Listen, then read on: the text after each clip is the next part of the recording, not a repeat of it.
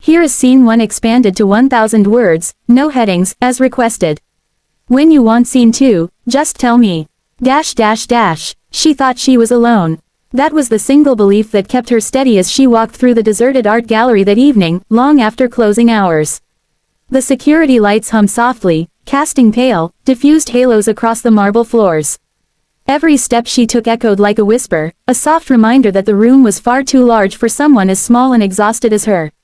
But still, she walked, slowly, carefully, her gaze drifting over the framed canvases with an expression that was part longing, part sorrow, and part fear. Mia had stayed late on purpose. During the day, the gallery transformed into a tidal wave of irrelevant chatter. Visitors walked through snapping photos they would forget by tomorrow. Wealthy collectors passed by without even understanding the brushstrokes they were supposedly investing in. The world felt loud and hollow. But at night, silence gave the art its real voice. And it was the only voice Mia felt she could talk to now. She slipped off her worn gray cardigan and draped it over her arm. Her blouse beneath was wrinkled from a full day of rushing between tasks, organizing catalogs, guiding tours, repairing damaged labels, and apologizing endlessly for mistakes she didn't make. The gallery manager, Vivian, had yelled at her again earlier, accusing her of misplacing a shipment list. It turned out to be in Vivian's own drawer, exactly where Mia had said it would be. But no apology had followed. No acknowledgement, just another look of disdain. It wasn't the first time. And tonight, it felt like the last straw. She approached her favorite painting, an enormous soft-toned piece called The Quiet Reaches. It depicted a lone woman standing at the edge of a lake, facing a horizon painted in gentle strokes of gold. Something about that woman felt familiar. Maybe it was the solitude. Maybe the quiet yearning. Mia placed her fingertips lightly on the railing before the canvas and exhaled. Finally, in the safety of the empty hall, she allowed her mask to slip. Her eyes warmed with unshed tears. She pressed her lips together, trying to steady herself. She had promised she wouldn't cry. Not again, not here, but promises made in the morning often dissolved by night. I don't know what I'm doing anymore, she whispered to no one. The words seemed to drift into the vast room like a confession. She wrapped her arms around herself. She had tried so hard, working double shifts, taking every overtime hour offered, hoping she could keep up with rent, her mother's medication, and the creeping fear of failure. But every month, something slipped. Something always slipped. She stood there, taking in the serenity of the painted horizon, letting it hold her together for just a moment longer. If there was ever a place safe enough to crumble, it was here, under the glow of soft gallery lights, surrounded by stories that didn't judge. She closed her eyes, and didn't see the movement behind the frosted glass panel above the main exhibition hall. Ethan Hale watched quietly from the mezzanine office, a place where visitors rarely looked. The glass was darkened on the outside but fully clear from within. He often used it to observe the flow of people, how they moved, paused, interacted with the art, because art, in his experience, revealed people far more than people revealed themselves.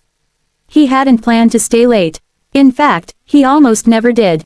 As the anonymous benefactor and part owner of the gallery, he preferred staying invisible. But tonight, he had been reviewing restoration reports when he noticed a lone figure moving slowly through Hall B. No one should have been there. The staff had clocked out hours ago. At first, he thought it was a trespasser. He stood, ready to intervene. But then she stepped into the light.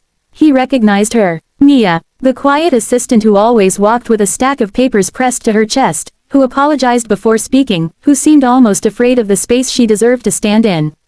He had seen her during board visits, never noticed by the others, but noticed by him.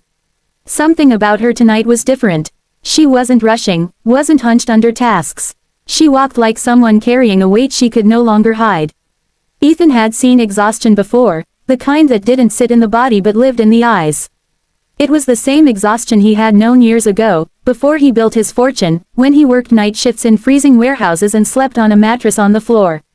He recognized that look instantly. He stepped closer to the glass. Her whisper drifted to him, soft, fragile. I don't know what I'm doing anymore. The sound struck him unexpectedly. It felt too intimate, like reading a private letter not meant for him. He should have stepped back. He should have looked away. But he didn't. Something held him there, watching her stand under the canvas with trembling shoulders and quiet resilience. She looked so small against the towering artwork. So alone. Ethan frowned. Why was she here by herself? Why was she crying? And why, he wondered, had no one else noticed how deeply she was struggling? She moved to the bench in the center of the hall and sat down slowly, as though her body had reached its limit. She lowered her head into her hands. Silent tears slipped through her fingers, falling onto her lap. She didn't sob. She didn't gasp. She cried the way people cry when they're used to holding everything in. Ethan felt something tighten in his chest. He pressed his palm on the railing, watching her closely, carefully, trying to decide if he should go down and reveal he was there. But something stopped him. If he appeared suddenly, he might embarrass her, intrude on her privacy. And Ethan had enough sense to know that silence is sometimes the last sanctuary for someone on the edge of their strength. He wasn't staring out of curiosity. He wasn't staring out of pity. He was staring because she looked like someone whose breaking point had gone unnoticed by everyone except the art on the walls, and him. Mia wiped her cheeks, took a breath, and forced herself to stand again. She straightened her clothes, tucked her hair behind her ears, and did something that struck Ethan like a quiet blow. She smiled. A tiny, painful smile, the kind of smile someone wears to convince themselves they can survive another day. She didn't know it was witnessed. She didn't know a millionaire was watching. She didn't know that her hardest moment had just changed everything. If you want scene 2 expanded to 1000 words, just say, expand scene 2. Here is scene 2 expanded to approximately 1000 words, without headings, continuing seamlessly from the story style you've been using. The next morning pulled itself over the city like a slow yawn, soft gold on the windows, a chill in the air, and a quiet that made Emma wonder if the world had paused just for her. She woke earlier than usual, her mind replaying flashes of the night before, especially the unexpected encounter with the tall man in the dark coat who had spoken to her with such strange familiarity. She didn't know his name, but something in his eyes lingered in her memory, something gentler than she expected from a stranger who clearly knew things she hadn't told him. Still, she lived a life with no room for fantasies or curiosities. Rent was due in 4 days. Her electricity bill was already marked with a dull red reminder. Reality pressed on her, shoulders harder than any dream. She pulled on her jeans and sweater, grabbed the same faded tote bag, and headed out for her shift at the small downtown bookstore where she worked. The shop was owned by a tired man who barely spoke but appreciated that Emma arrived on time every morning and never complained about the cold drafts or the flickering lights. By noon, she was reorganizing a shelf of used hardcovers, slipping them one by one into place with practiced precision. She liked the quiet of the store. Books didn't judge her, didn't ask why her clothes were worn or why she never bought lunch. They simply existed, waiting to be held, waiting to offer escape. The bell over the door chimed. Emma looked up automatically, expecting a regular customer or maybe a lost tourist. Instead, the man from last night walked in, clean lines of a tailored coat, measured steps, eyes holding that same observing intensity. She nearly dropped the book in her hand. Her breath stumbled. Good afternoon, Emma, he said calmly, as though they'd known each other for years. She froze. You know my name, he nodded. You said it to the barista last night. She remembered, that moment when she ordered the cheapest tea on the menu and spelled her name because the barista was new. It suddenly didn't feel like a harmless detail anymore. She swallowed uneasily, pulling her gaze away from him. Can I help you with something? She asked, forcing professionalism into her voice. Yes, he said, but first, I wanted to return this. He held out a scarf, a thin gray one she used every winter. Her stomach dropped. She hadn't realized she'd left it at the cafe.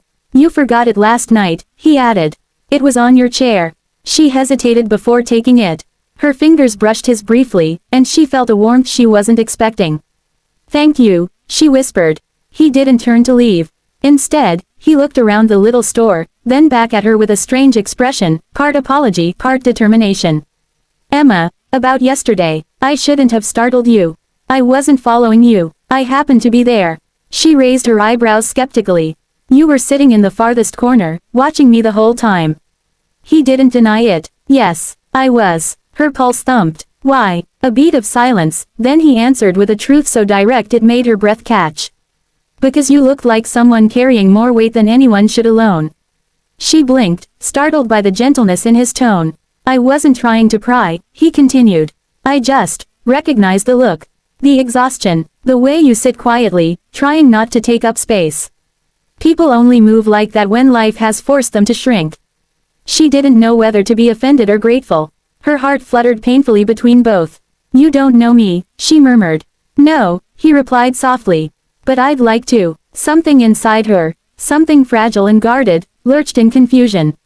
Before she could respond, the bell above the door chimed again. Mr. Harris, her boss, trudged in, glanced at the man, then at Emma.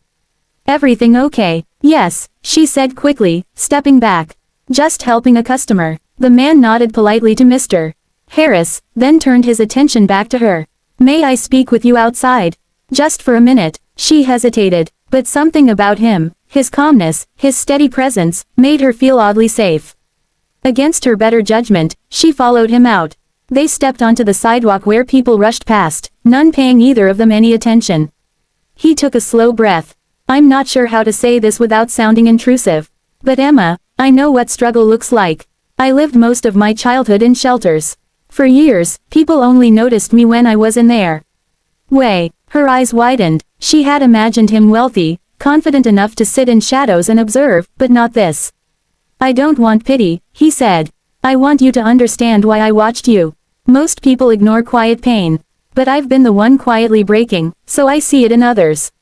Emma's throat tightened, a sharp ache rising behind her ribs. She hated that he could see her so clearly when she spent years trying to be invisible. I'm not asking anything from you, he said gently. But I want to help. She shook her head. I don't need help. He gave a small, sad smile. Everyone needs help at some point. Why me? She whispered. Because you remind me of the person I used to be before someone reached out and pulled me out of the darkness. She felt the wind brush her hair, felt the cold bite of winter on her skin, and yet somehow the warmth in his voice wrapped around her like a blanket. I don't want your charity, she managed. It's not charity. He paused. It's investment. In what? In you. She stepped back, overwhelmed. Investment. What did that even mean? He didn't know her dreams, her struggles, her failures, nothing. As if sensing her panic, he softened his tone. I want to offer you a job. A real one. With good pay, health insurance, stability. Something that matches the intelligence I saw in you last night when you were writing in that notebook. Emma's heart dropped into her stomach. You saw that, she whispered. Yes. He nodded, eyes steady. And you write beautifully. Her notebook, her only private place. She felt suddenly exposed and deeply vulnerable. He gently handed her a card. A plain white card with a name embossed in silver. Lucas Hale, Hale Industries. Her breath stopped. She'd seen that name on skyscrapers. In news articles. On lists of top philanthropists. Why would someone like you offer someone like me anything?